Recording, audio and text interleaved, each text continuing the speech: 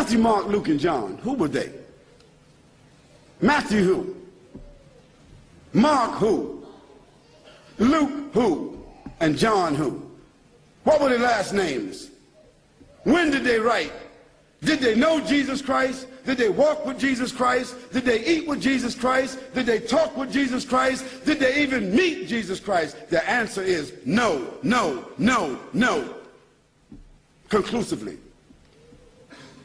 The earliest of them that wrote 40 years after Jesus Christ, so they never met him. The last of them wrote 80 years after Jesus Christ, never met him.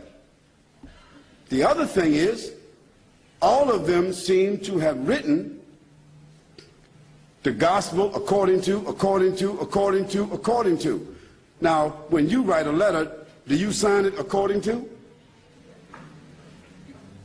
According to is the third party.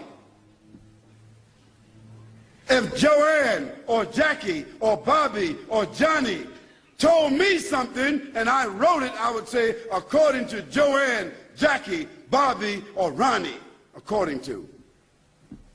But those four people would not write a letter and in front of it say Jackie according to Jackie and not even write her last name. Because if Jackie wrote me a check and only said Jackie, I couldn't cash it. And if I was a policeman and I stopped Jackie on the road and she had a license that only said Jackie, she's going to jail.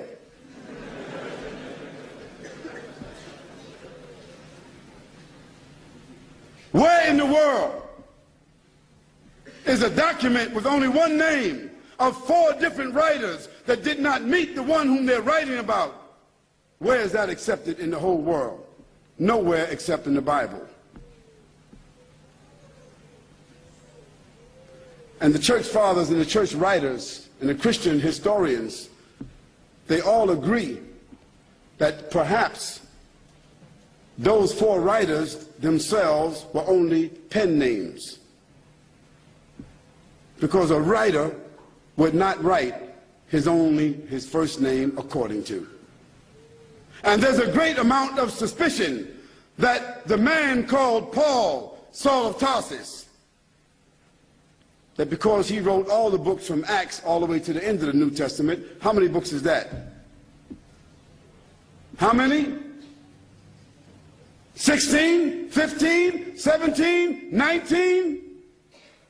All the books of Acts on, Colossians, Ephesians, Corinthians, Romans, Galatians, all of those books are written by whom? Paul, Saul of Tarsus, another man who never walked, who never talked, who never met, who never ate, who never prayed, who never knew Jesus Christ. Isn't that something?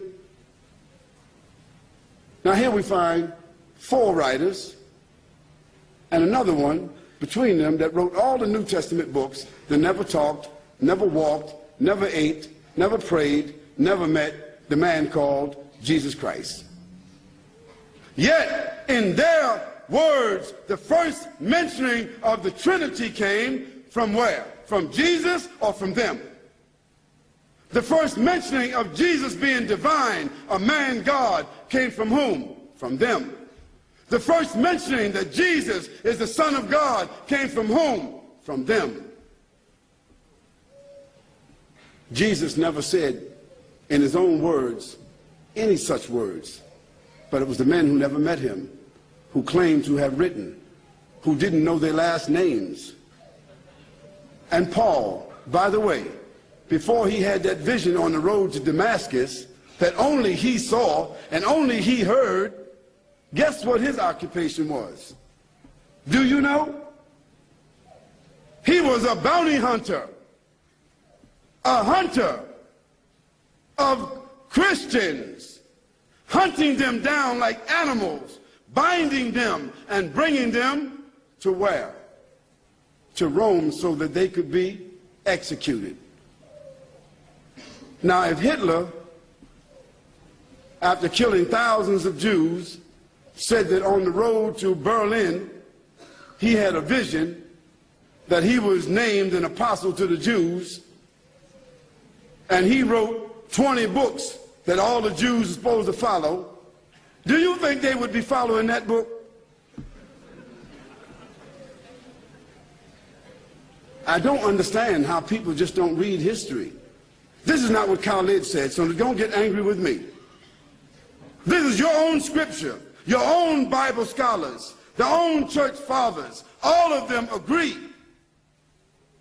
that Paul never met Jesus, that Matthew, Mark, Luke, and John never met Jesus. By the way, they were not disciples. Nor were they walkers and talkers of the disciples. They were just writers and historians.